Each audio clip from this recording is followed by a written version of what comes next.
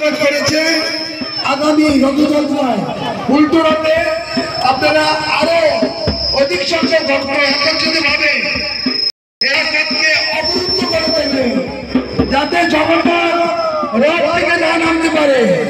আমরা সবাই বলবো আর আপনাকে দ্বারকা থেকে বৃন্দাবনে যেতে দেব না, যেতে নাই দেব।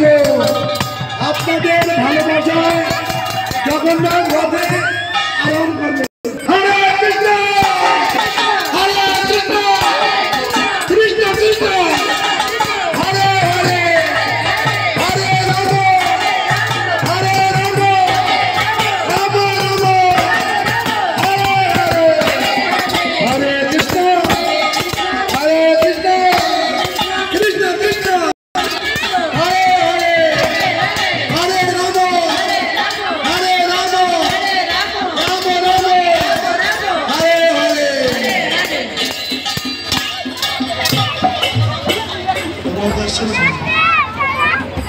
রথে জগন্নাথের আরতি হবে, তারপর সকলের জন্য মহাপ্রসাদ। আপনারা কেউ প্রসাদ না নিয়ে বাড়িতে ফিরে যাবেন না, কেননা ভগবানের অনেক অনেক বেশি কৃপা এই মহাপ্রসাদে।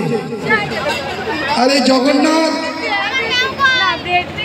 প্রসাদ খেতে বেশি ভালোবাসে, যে ভক্তদের নিবেদনের প্রসাদ জগন্নাথ গ্রহণ করেছে, সেই উচ্ছিষ্ট প্রসাদ আপনারা গ্রহণ করে বাড়িতে পরম আনন্দে পরিণামে মাতারা হয়ে যাবে।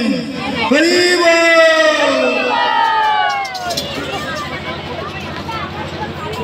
ধন্যবাদ জানাচ্ছি বিভিন্ন প্রান্ত থেকে ভক্তদেরকে, যারা এই রথযাত্রা উৎসবকে সাফল্যমণ্ডিত করেছে।